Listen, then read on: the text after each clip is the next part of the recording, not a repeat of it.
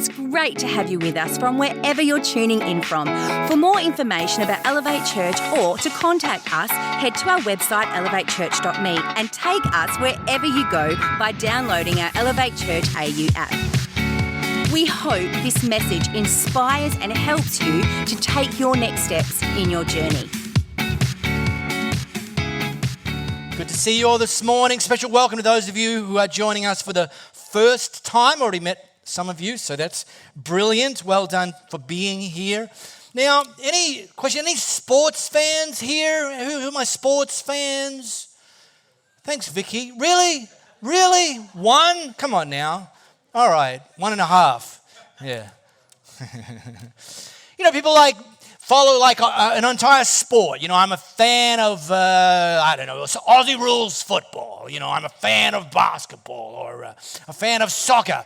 Don't call it football. Stay strong, people. Or maybe within a sport, you maybe have a favorite team. Now, full disclosure, I do not follow a particular team in any sports code around the world. I used to. I discovered it's far too stressful. It's a horrible way to live, especially because my Aussie rules team was the Fremantle Dockers. And that wasn't just 20 years of stress, that was 20 years of pure pain. So I divorced. I used to have a monogamous relationship with the Fremantle Doctors. Now we have no relationship. We don't even talk to each other anymore.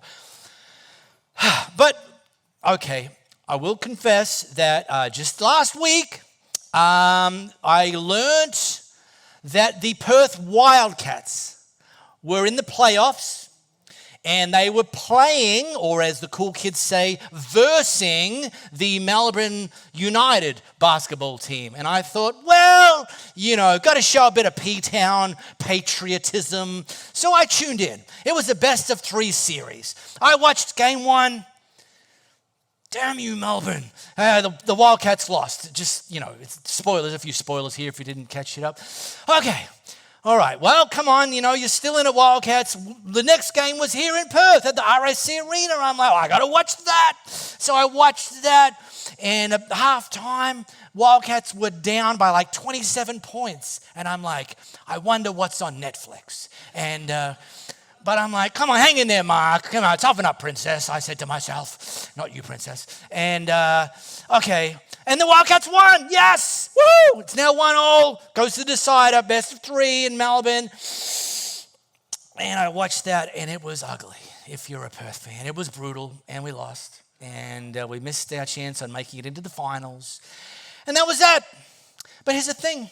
About an hour later, my blood pressure, back to normal. Heartbeat, back to normal. Because here's the thing. At best, I was just a fan. Really? Who cares? The next day didn't even cross my mind. The Wildcats were dead to me. That's it. Simple as that. But the reason I share that, it's an analogy, is this. A fan is like an enthusiastic admirer. I think we kind of understand the concept here. And my observation is that, when people start to make the decision to start to follow Jesus, generally they start as a fan. And that's okay. That's understandable. It's like, just dip your toe in the shallow end of the pool, And, I bought the cross. I've got the cross. I downloaded the Bible app. I'm Team Jesus. I'm just a fan. And again, great place to start, yet when Jesus calls us to follow him, he ultimately wants us to grow from just a fan to becoming a fully devoted follower. And that's very much a journey, to move from spectators to participants, to get out of the stands and to get out onto the field. So I want to show you, and so we've been looking at some examples from the early church, like literally the early church. There's a book in the new part of the Bible called the Book of Acts. It's like a 30-year window of some of the highlights of the early church, like a history book, but not completely exhaustive. So if you've got your smartphone camera, you can scan this. If you've got the Bible app installed, that is. Scan the flow code. It'll take you to Acts chapter 6. And the The reason we're looking at the early church is, they were literally, by definition, the first pioneers as the church. And we dropped into their history when Jesus first had come back from the dead. He appeared to over 500 people. That's a neat party trick. And then he said to the followers, okay, I'm handing the baton over to you. Like, I've been here in the flesh. I'm going back to be seated next to my Father in heaven. I'm going to give you the mission. I'm going to give you the baton. I'm going to give you the keys to the car, and I want you to drive it, and we're going to create this thing called the church. So we talked about the mission to make disciples, to be Jesus' witnesses. Then the second week we talked about, and we looked at the early church, devotion.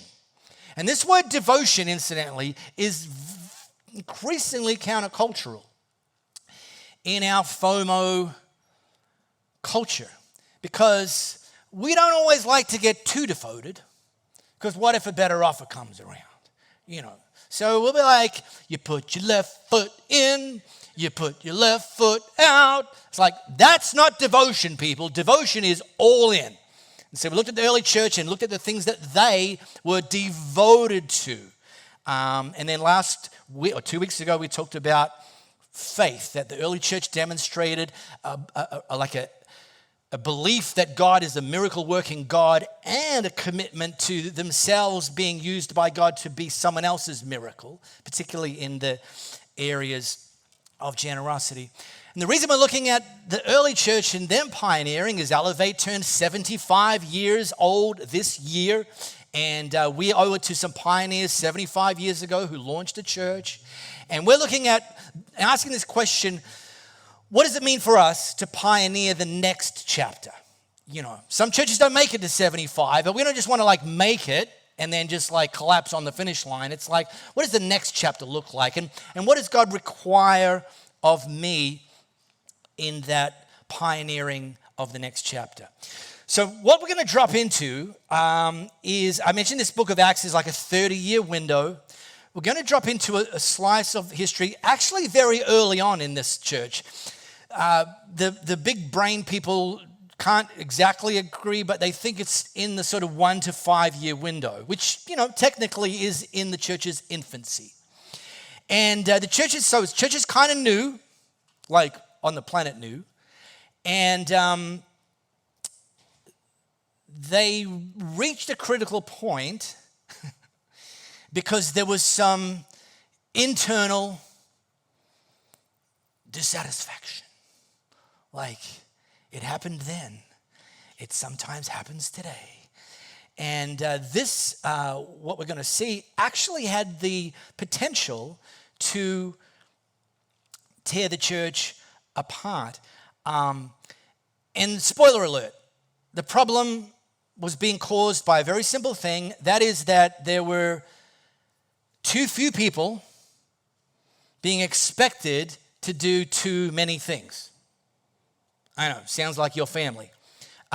This was the church. Too few people were being relied on to do too many things. And the church was literally at a threat of pulling apart. So here's the thing, Luke records this of the early church. But as the believers rapidly multiplied, whoa, this thing's really taking off. There were, can you read the underlined word with me? Rumblings of discontent. When you read that, the Jaws theme music should be playing in the background, no, because that's the threat. Rumblings of discontent. The Greek-speaking believers complained about the Hebrew-speaking believers, saying that their widows are being discriminated against in the daily distribution of food. So the 12, who are the ones that Jesus put in charge of the church, called a meeting of all the believers. Things are heavy when you got to call a meeting and everyone's expected. All the believers. And so, because there was a threat here, a threat to the church, and it was characterized by division and sideways energy and frustration and gossip. And by the way, we're going to see it was ultimately targeted at church leadership. You take church leadership down, well, probably in many cases the whole ship's going to come down with it. And here's what I've observed over 3 decades of various forms of church leadership in my journey. I have seen more people and more churches dinged up and in some cases completely destroyed by internal threats more than I've seen from external threats. Now, just pause. I briefed the team this morning. Nothing's actually happening. I'm not looking at anyone in particular when I talk about people who could tear the church apart. Oh, I wonder what happened. I wonder who's no. This is the greatest time to be talking about this sort of stuff. We call it inoculation. We say, let's learn from these guys about, I guess on the front end, how not to do things. But what we're about to see is they didn't ignore the problem. They didn't, as my British cultural upbringing taught me to do, just sweep it under the rug. If you ignore it, it's the equivalent of it doesn't really exist. It's not a solution, but we'll call it a solution. Well, let me tell you, thank you, Callie, for joining me in that giggling, my British friend over there. Let me tell you, it doesn't work. There's a better way to do it. All right. And so, literally, and again, spoiler, what the 12 will ultimately demonstrate is that there was an expectation on them to do all the ministry. Now, that was 2,000 years ago, and incidentally, that mindset still exists in some churches today.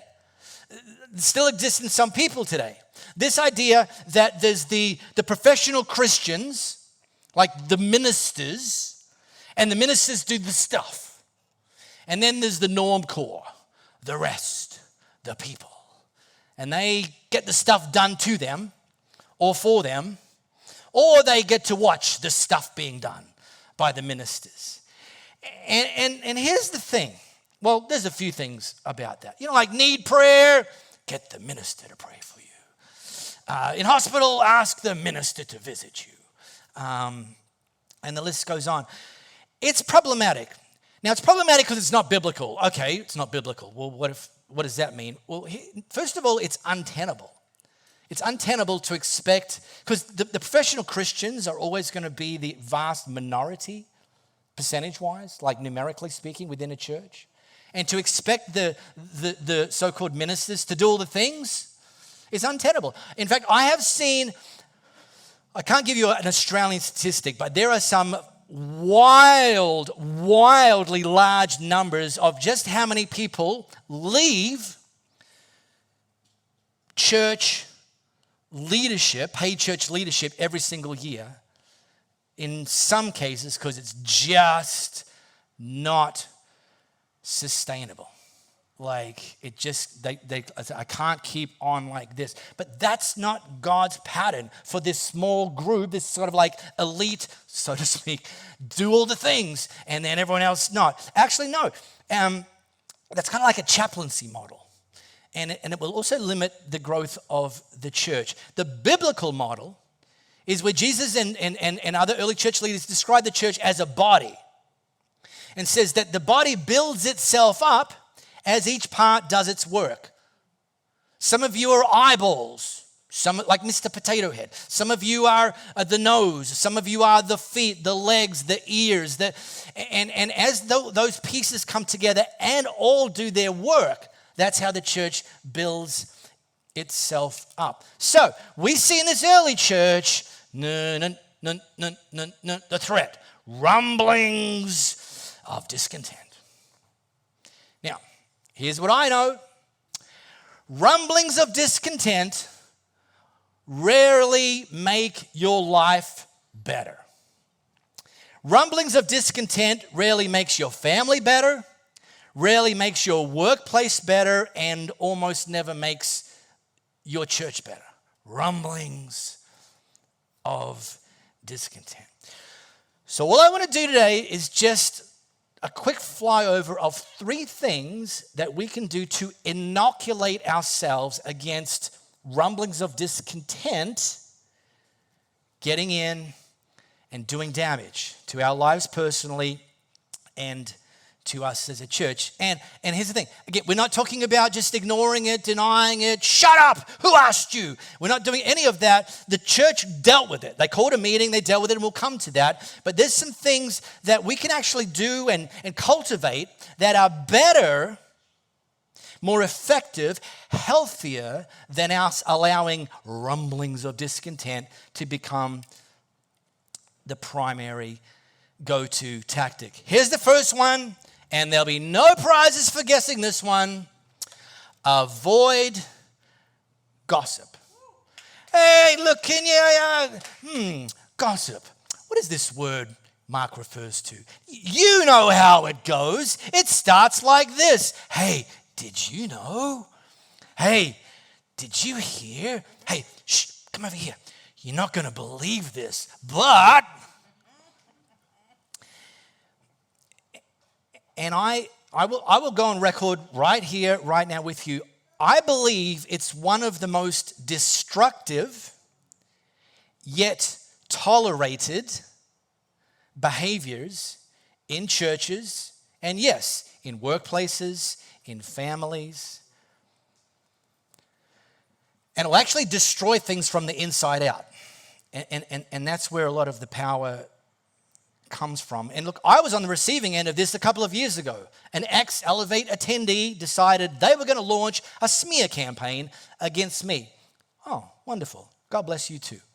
And whilst this smear campaign was being launched, I received a phone call from one of our team members.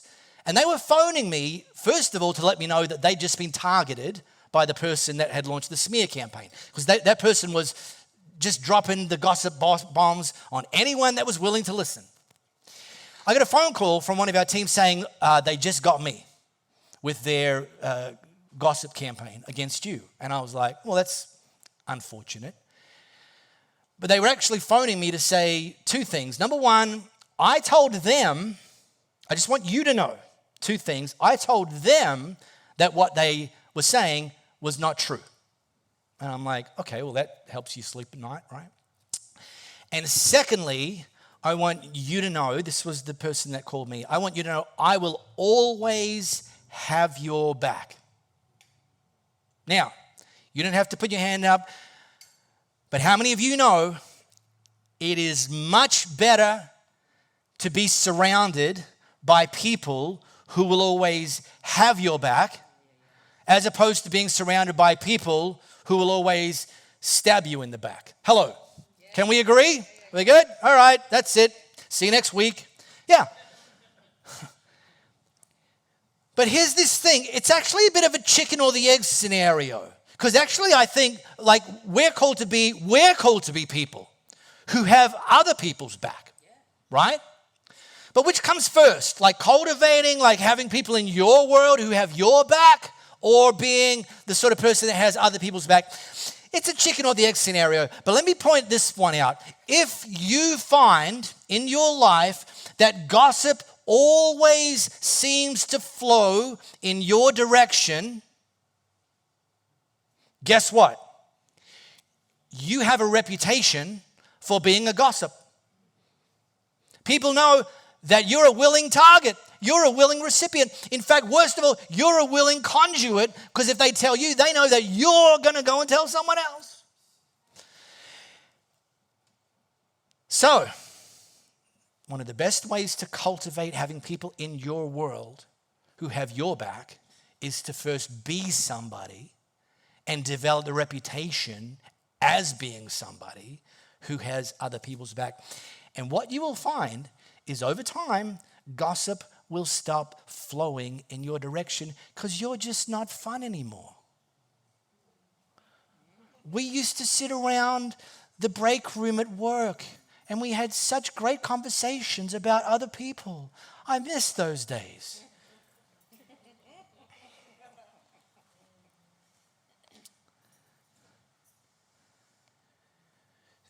So I recommend a very simple two-step approach.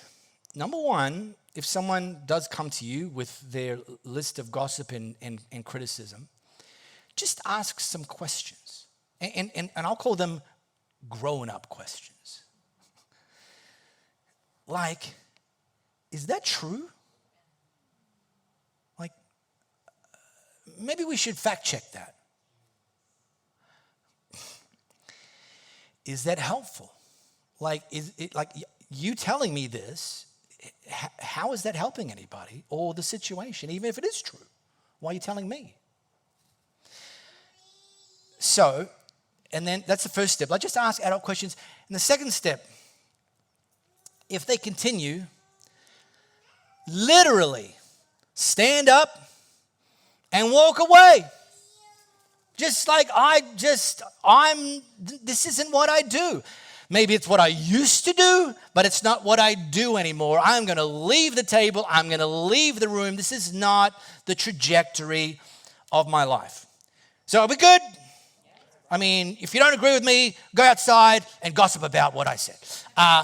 But if you need any more convincing, I'm going to just drop one and then we'll move on to the second thing. Because, by the way, when I said like get up and leave the room, I chose this word avoid very intentionally. Avoid spreading gossip, and then physically avoid allowing yourself to be someone in the firing line of other people's gossip. But look, if you need some more convincing, maybe you don't, but just in case, I'm going to double click with something. And just look at the person next to you, not too long, and don't make it awkward. Just check that they've got their big boy or big girl pants on, because you're going to need it. You're going to need it for this one. This is something that Jesus' brother wrote about this topic of bad mouthing and gossiping. We all good? Big boy, big girl pants, everyone suitably attired? All right, very good. Check this. This is Jesus' brother. This is what he has to say about the topic. How about you read this first part, underline with me. Ready? Don't bad mouth each other. Oh, that's pretty ambiguous. What does he mean by that? No, friends, it's God's word, his message, his royal rule that takes a beating in that kind of talk. You're supposed to be honoring the message, not writing graffiti all over it. Listen, God's in charge of deciding human destiny. Who do you think you are to meddle in the destiny of others? Hello? That's a clanger right there. Now, again, we're not talking about avoiding working through things that need to be worked through. I said avoid gossip. I didn't say avoid solutions. Here's the thing. Bring solutions. Look, most of you have jobs. You know the thing. It's pretty much anybody can point out a problem. Anybody. Not just the CEO, anybody can point out a problem. It's a special sort of person that can see a problem and then they apply themselves to start trying to get their head around, how can I bring a solution to this problem? And maybe even inserting themselves in the process. Is there anything I can do about it? Is there anything you need of me? Is there anything I can add some value to? Because I've seen this thing. I think we can kind of do better. I might have some ideas. I might not even have some ideas, but I'm willing to be part of the solution, even if I don't have the solution. A couple of years ago, I was watching Dave Letterman series on Netflix where he's interviewing some like super famous people through this series. And this particular episode, he was interviewing former President Barack Obama. I like him, so I'm interested. I'm watching. And during the interview, Barack Obama said something to Letterman. I can't remember what the run-up to him making this comment was, but I remember the thing he said vividly. He said, when I was president,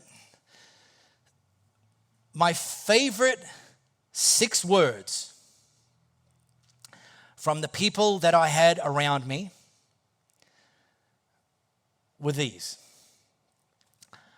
I'll take care of that. Like, as the president, he could tell them to take care of that.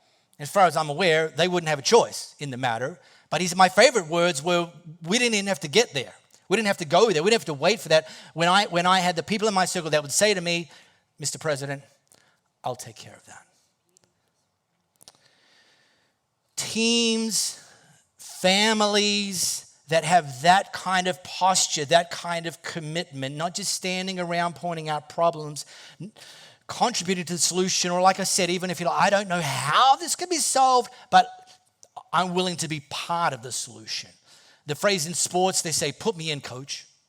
Put me in, and then winners say then, hand me the ball. I'll get it done. I'll take care of it. Which brings me to my third, get involved.